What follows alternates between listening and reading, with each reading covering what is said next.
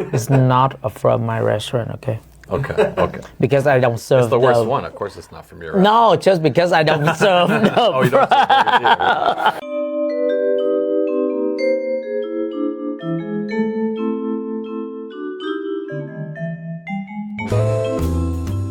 Hey everybody, how's it going? I'm Brady McManus, your host of the Coolfm Foodies show, and our first returning guest on the show. If you remember Chef Tony from our very first episode back in August, actually, it's been that long. Wow. But we thought it was time to bring him back, and because as most people know, he has two franchises that are actually getting ready to open up right here in Siera Vista. Two very unique concepts to bring a different culinary delight to the community. And I know we're very excited for those. So Chef Tony, Nice to meet you. Thank you very much for inviting me back to the shows. And then from August until now, your show is getting more popular, and a lot of people follows and talking about that. It's awesome. Oh, yes, I appreciate that. It's really great, and have something interesting, especially for food for the communities. Yeah. Mm-hmm. So thank you very much for your invitations. Oh yeah, absolutely.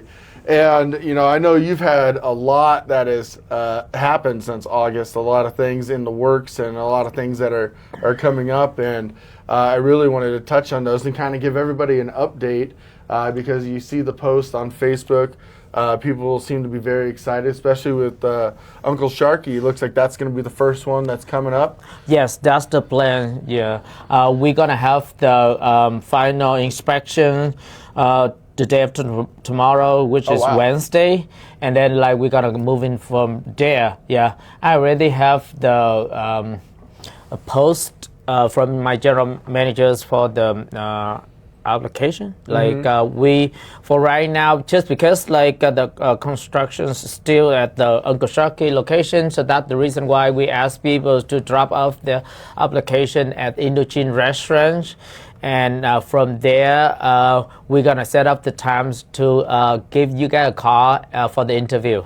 Oh, okay. So Indochine, which is, where's that address at for people who want to drop the Indochine's right at 1299 East Fry Boulevard. We have the plaza right there. We located right the plaza between the M&M bicycle shop and the second station, the station number 2 of the firehouse. Yeah, okay, awesome. So if you are looking for employment and you want to drop off your application, that's where you can do that. What kind of timeline do you think you're looking at if inspections go well?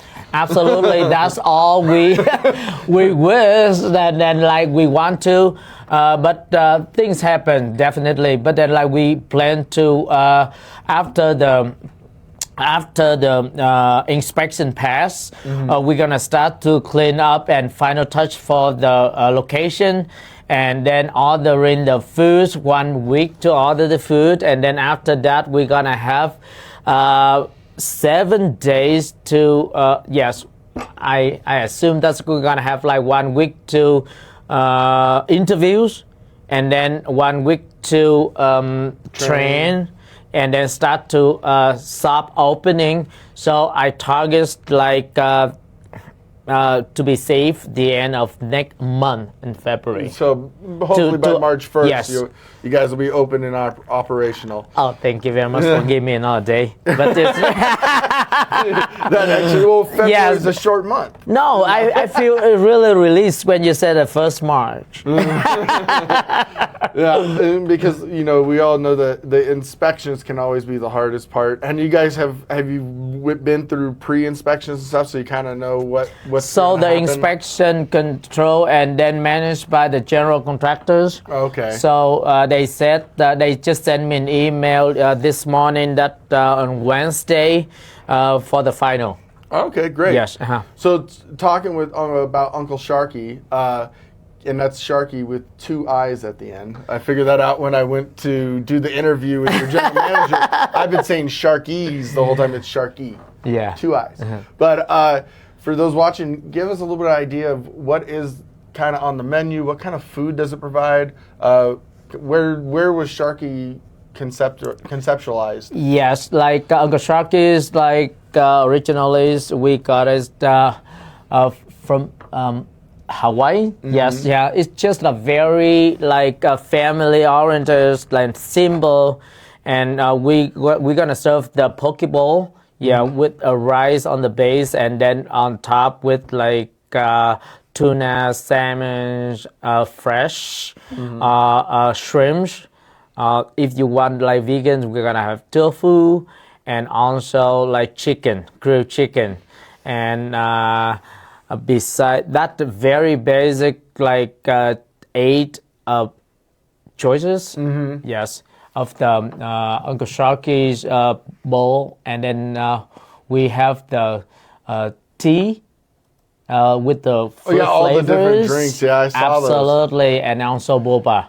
Yes, it's all about the concept is symbolized to bring the family members together, enjoy the time together, with like a final touch of fresh, healthy food from Uncle Sharkie. Yeah, and that Hawaiian flair. Yes. Yeah, and I love that because especially being like at a military base where you get a lot of guys like me. I was stationed in Hawaii from 2003 to 2006. So I fell in love with the flavors and the food, and being able to be somewhere like Siera Vista in Cochise County and have that availability to go get some of those Hawaiian kind of flavors and nostalgia, I think is going to be really exciting. I'm excited too because that's one of the reasons why when I'm searching for the opportunities of the franchise, and then I look at the route towns and the sister cities around Siera Vista, we haven't got that concept yet. So all about like bring in the new concept, the new choices for the communities. Yeah, and I think it's going to be great because I think people are going to really, it'll be a destination spot where, you know, they want those dishes and they go get it. And then what's really great, we mentioned vegan options and stuff like that. And you see that in comments and stuff all the time. People are like, well, what kind of options? So you have your raw fish to your cooked chicken to the vegan options. So you can really hit a large market of people that are looking for something to grab and go. That's what we would love to provide to the community. Yeah, and for people who haven't had poke or any of that stuff, and I had someone tell me I'm saying that wrong. I don't think I am, but maybe I am. Pokey. It's like... I only lived there for 3 years, and that was 22 years ago. If I say it wrong, I say it wrong, but you know what I'm talking about. Definitely, because like I'm Vietnamese originally, like never been in Hawaii, never stayed there. So I definitely, if you say that you're wrong, I cannot be right. But then, like, don't worry about that. I hope that, like, you guys understand what we're talking about. Yeah, they do. They have to know. Okay. They have to know what I'm talking about if they're correcting me. So then. Transitioning over to your other franchise, which is, to me, is remarkable that you are organized enough to not just open a franchise, but you're doing 2 at one time. Like, I mean, I've done some crazy shit in my life, but that is, that's up there. Oh, so you talking about I could be? I mean, I'm telling you, like, after the 13 plus years of the mom and pop restaurant with the Indochine, like I start from the ground up, I think it's time for me to do something different. And then that's actually the plan from the beginning when I start to open Indochine, when I create a family type of business. So at least I create a job for my family, my sister, my brothers, my aunt, my moms, and other people beside the family too. And then it's time to transfer that ownership and management to one of my family members. And moving on, I'm looking at the opportunities to give it back to the community more. Yeah, so I hopefully like this concept wish me the best for like I'm doing right. But then my goal is like create a job to the communities. Yes, especially like when we're talking about restaurant and also the franchise, we have the concept from the franchisor, yeah, and then they gonna transfer to us. So it's very good opportunities for the entry level employee. Yes. Like if I put it right. Yeah. Yeah, but it doesn't mean that like I don't have the opportunities for experienced like restaurant employees, like because like we always give you the opportunities to be the leaders of the location and move up from there. Yeah, absolutely. So the other franchise, now we talked about Sharkii a little bit, I'd like to touch on, and that is Melts, correct? Yes. So that one is going to be opening up over by Summit Fitness, correct? Yes, it used to be like Twisted Ramen. Twisted Ramen and all the businesses before that, but exactly the location just on the west side of the main entrance to Summit Fitness. Yes, and so for people who've never heard of Melts, like I'd never heard of them until I saw that you were opening one, and then I had to go look at what it was. Give us a little bit about what is Melts. Melt is all the bell hot sandwich. It's not a sub sandwich. Yeah, so it's not a sub sandwich shop. Not a sub sandwich shop. Some people were commenting like, "Oh, another sandwich shop." This is not, you know, the Subway, Jersey Mike's, Jimmy John's. This is a completely different. It is a sandwich shop, but it's not a sub sandwich shop. Yeah, it's not a sub sandwich sandwich shop. We're gonna have all the loaded cheese with the proteins in there go through the oven and have its melt, gooey and cheesy. That pull apart. That's the best part when I see the commercial.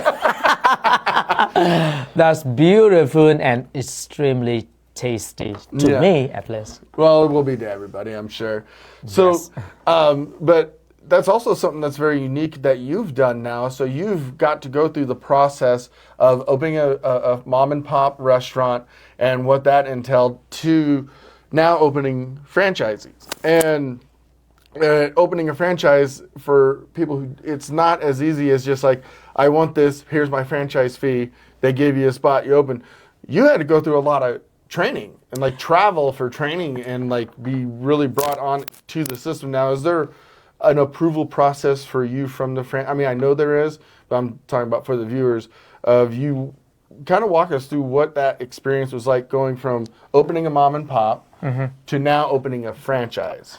Okay, so like this is all my personal experience about like a mom and pop's different to franchise business. First of all, like go back to 2012 when I started open my Indochines. I just like drove around towns, and then one night I talked to my moms. Okay, let's open the restaurant. And I pick a phone call and call the managers of that plaza where the Indochine located. It used to be like the vacancy next to Indochine. Now is Sakura. And then the manager just told me, okay, the restaurant next to Sakura, that location is on sale because they've been in 2.5 years of business, and they want to like moving on. So I stopped by, talked to them, and then just 2 weeks later, I have Indochine. Wow. Just 2 weeks later. Yeah. Of course, before that, I have to create the LLC and then get all the license, the certificates of all kind of things. But then it's like prepping behind the scene. But then like for franchise, talking about the financial too. I just like have 5,000 saving. When you did Indochine? Yes, for Indochines.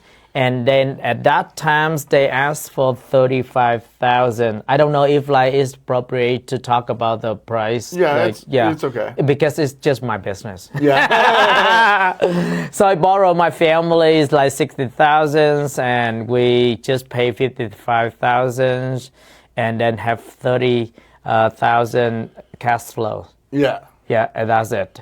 And then like we just keep moving. Yes, keep moving like until now. And I hope that many more years because I truly appreciate it. Take my I steal 1 second from you. Thank you very much for the community support to Indochine. I truly appreciate that. Yeah, but then you guys are still thriving. Yes, yeah, we just voted the best of Asian restaurant just 2025. Yeah, and I feel like I truly appreciate. We try our best every single day. One of my favorite stories is after I found out you got those lottery machines in there. Did I ever tell you when I went in there and I ordered 2 orders of the pho and or pho? Is it pho or pho? Pho. and I bought a $10 scratcher and your GM was laughing about it because we were talking about. And I was sitting there waiting for my food and I won $500. Here you go. Yes, that's another reason why you go to Indochine because we have the lottery ticket machine right there when you're waiting for the food. Yeah, that was awesome. I had to go to Fry's and cash it out now. Be another Brady is when you win like 500. Oh my goodness, yes. That's awesome. Congratulations on that. Go back to the franchise. We have to get the approvals from the franchise for the location. If you compare that, like it's not that easy when I talk to my mom and then get her approval about, okay, her support actually. But then like she doesn't need to tell me, okay, that's not a good location or thing like that. Yes, right?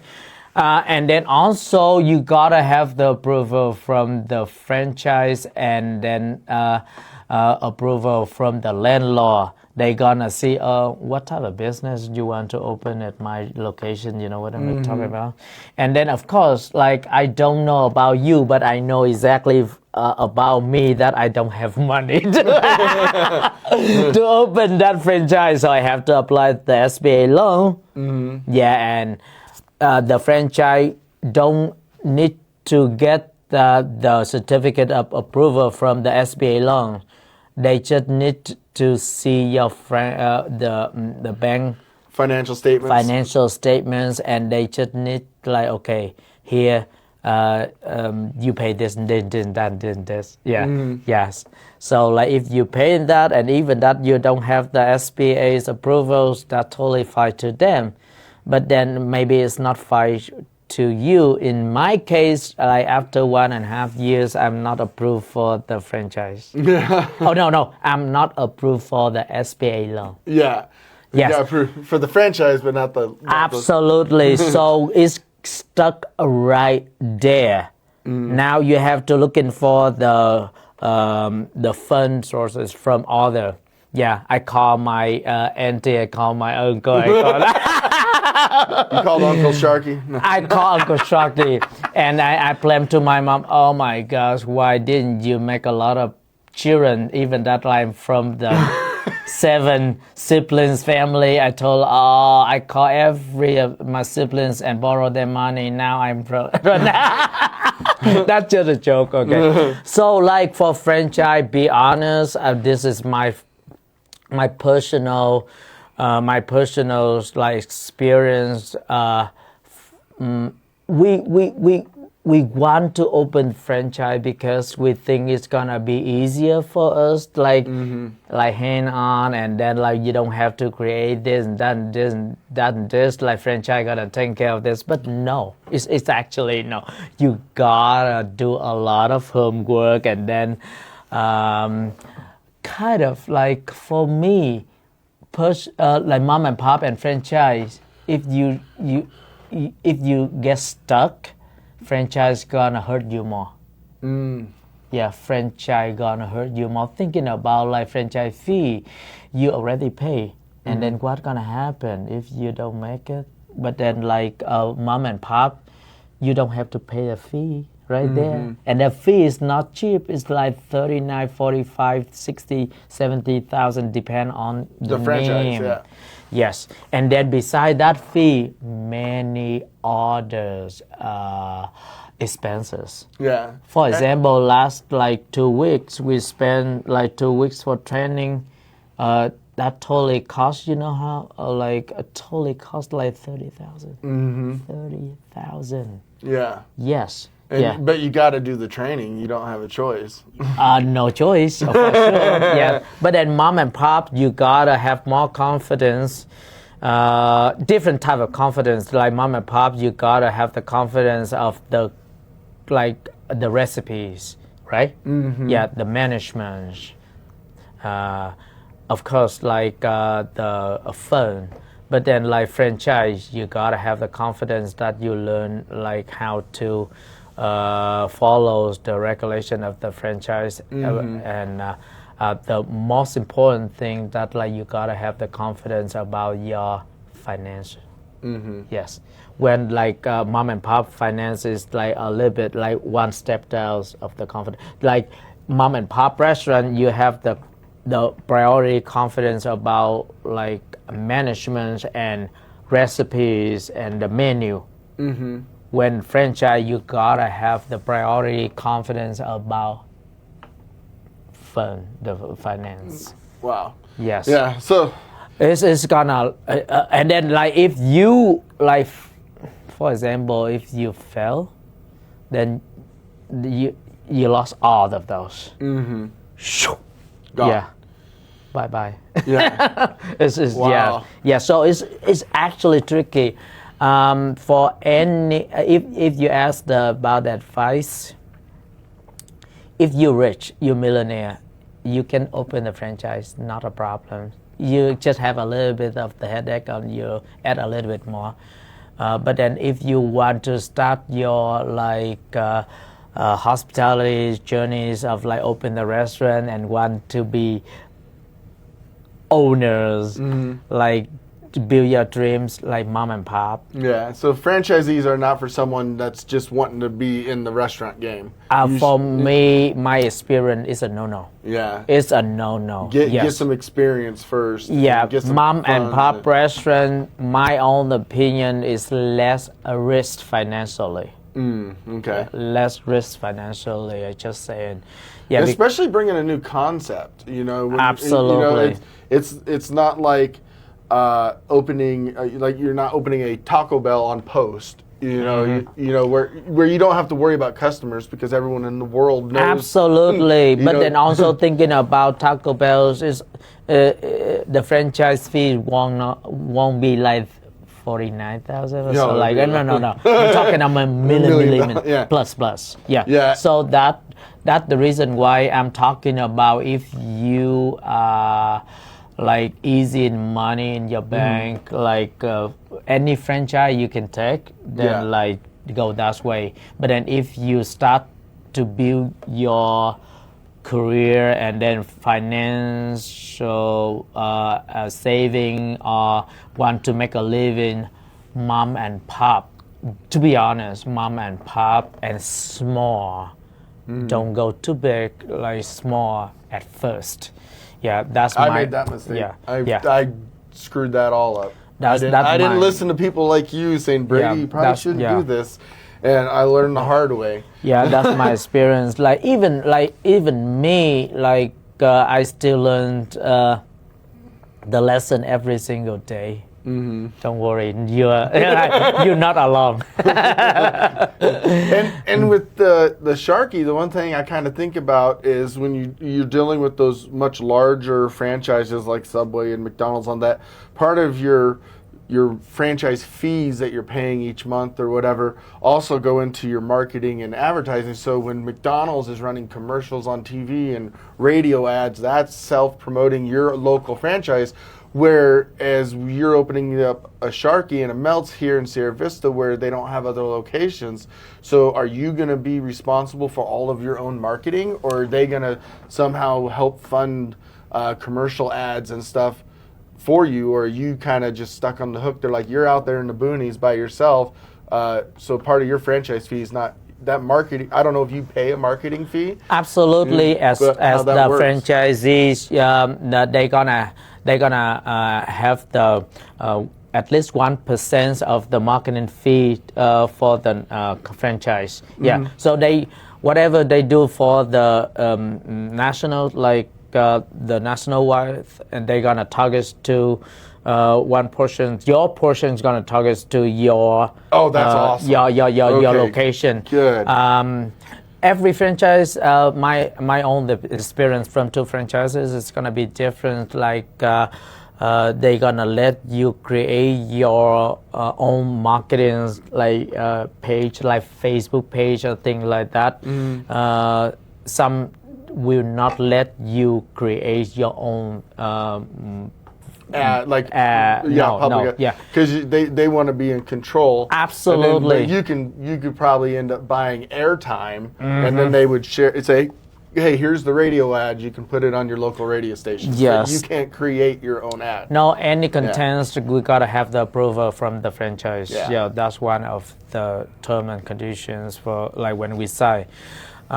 So make sure that like the quality of the ads and then whatever you Legalities. put over there Yeah. religious and then not personal thing like that. Yeah. So that being said, even Uncle Sharkii or Melts with my goal first because of my financial situation. Secondly, I want to bring something new to the community. So that's the reason why those 2 names are not compared to any other bigger name.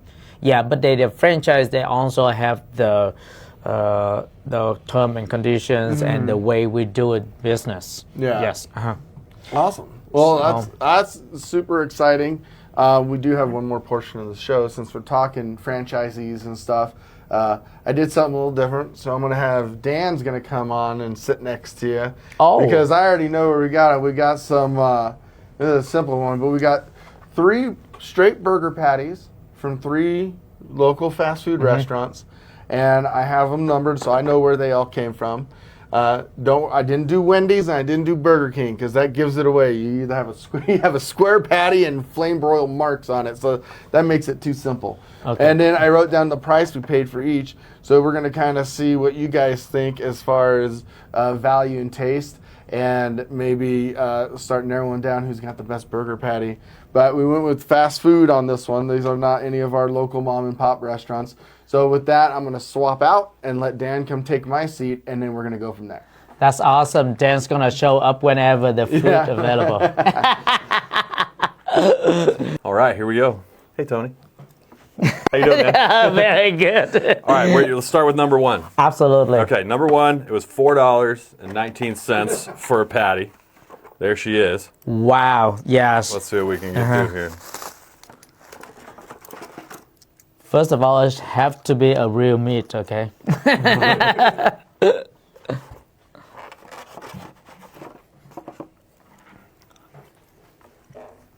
All right. Not bad. Should we do them all and then guess? What do you think of it? Flavor, seasoning? It's good. Just like salt and pepper. A little bit of char.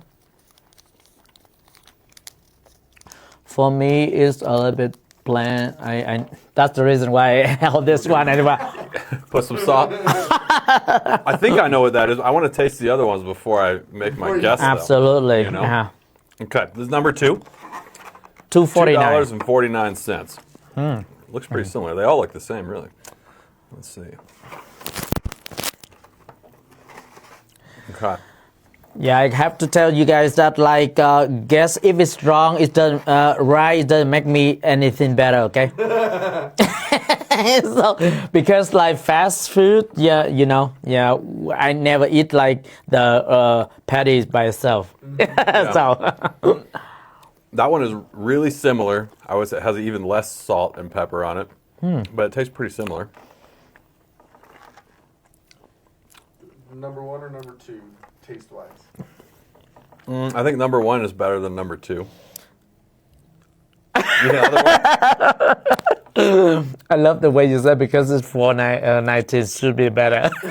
It should be for the price, and it is a little bit, but I think it just has a little more salt and a little more pepper on it. Maybe Dan had a different cut of the meat. Yeah, because when look at this one, we already salted, right? Yeah. So maybe you cut it by the edges, like without less salt. Oh man, For so me, did you have a lot of salt? yes, I have it different. Like Uneven opposite. salt distribution. Yeah. Tony, one or two, which one was better? Oh yeah, which one's better, one or two? For the qualities, I gonna pick number one. Yes, because I feel this like is more of the real meat than like the number two. Yeah, because like no matter what the taste, we have the real taste from the beef. Yeah, from number one better than number two. Yes. That's what Yeah, my I think so too. my personal opinion. But they're okay? pretty close as far as I'm concerned. I think Yeah. they're pretty close. All right, number three, $2.17. That's the cheapest cut within three. Yeah. Okay. It has a different taste to it.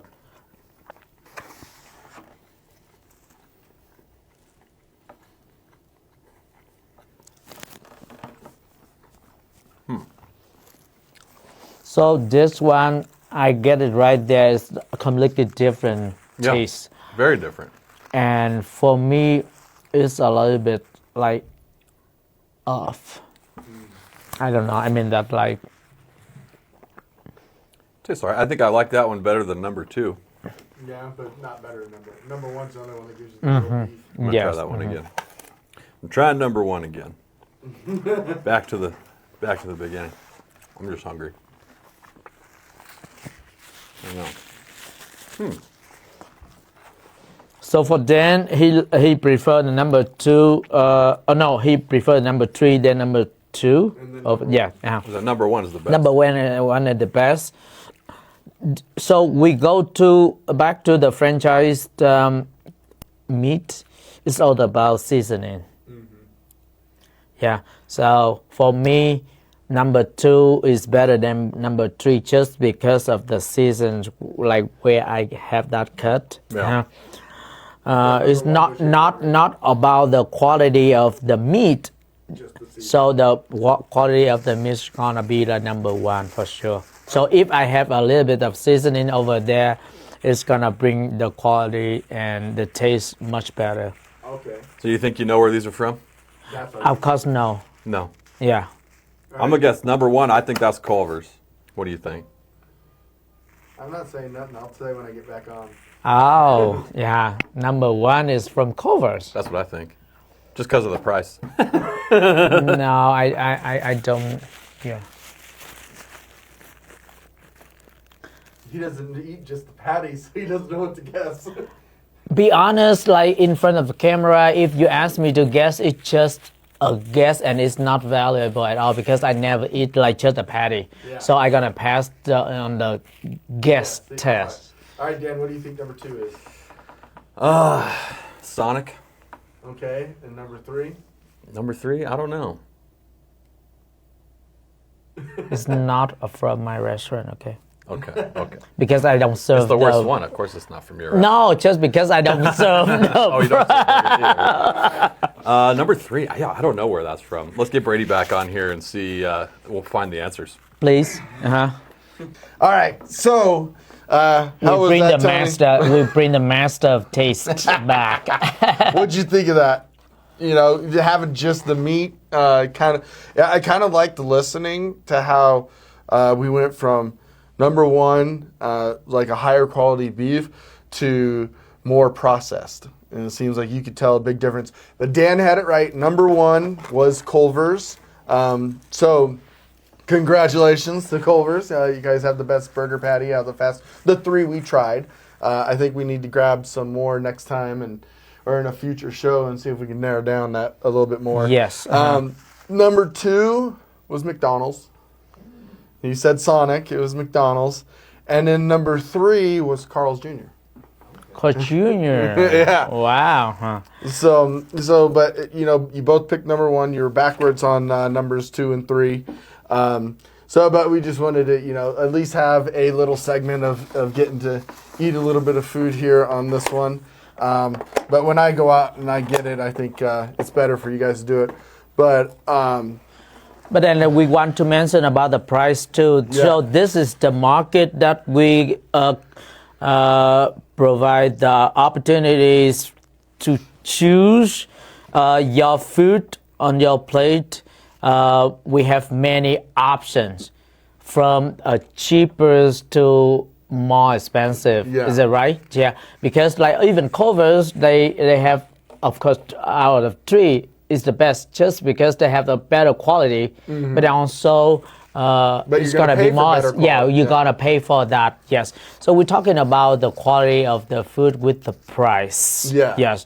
We cannot compare like one from another's if we don't like compare every factors, everything. Yeah. Yes. Yeah, absolutely. It's like going to that ribeye truck and getting 20 ribeyes for $40 and then saying, "Oh, it's not a very good steak." Well, what do you? That's my dream. What'd you expect? For Absolutely. a $2 ribeye? Yes. But it's funny because I always tell people that when they're like, "Well, how did you feel about this?" I go, "Well, everything I buy when I go in." If I go, especially when I'm going to pay for fast food, and it's all became more expensive. Everything's getting more expensive. But I look at, I spent X amount of dollars, so I expect X amount of value. I'm not expecting a Gordon Ramsay burger from Carl's Jr. for $12, or whatever. Yeah. So I know what about a $12 value feels. Like there was a restaurant that I lived by for a while, and they had a $7 burger special. And it ran for like a month, and I got it almost every day. And everyone's like, "Oh, it's not very good." I go, "But it's $7 good." Absolutely. I was like, Yes. Yeah. I was like, it is a great burger and fries for $7. That's all about the price, and the quality is equivalent with the price. Yeah. Yeah, and it's got to make sense. That totally that's actually the point right there. When like how much you pay for the qualities of that dish. Yeah. Like he said that we cannot expect a Gordon Ramsay gourmet even $20 burger. No, yes, it's gotta be more. Yeah, we have a $22 burger now on our menu, but it's got 4 ounces of house smoked prime rib. See, so, yes, and at first I was kind of skeptical, going, I shouldn't have a $20. Every single person who's gotten it loves it, and they said they'd even pay a little bit more for it.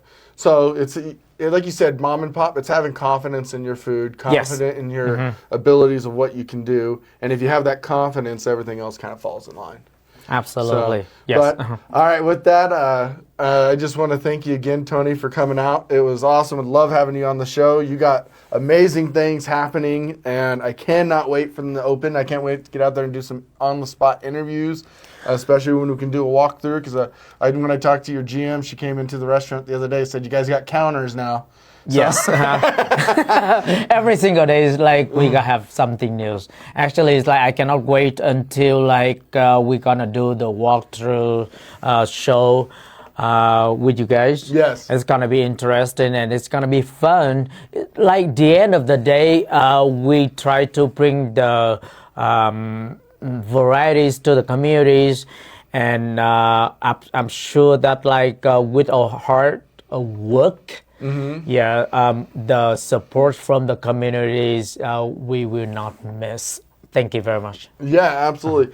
And just a reminder for everyone else that is tuning in and watching that when you see me on Coolfm and stuff, I am doing reporting for them now and doing interviews and stuff. So that's why you're seeing me out there more and more. And we look forward to getting out there and doing some more interviews with you and some other local businesses and stuff. So with that, I am Brady McManus, your host of the Coolfm Foodies Show. Taste your way through life and fill up on adventure.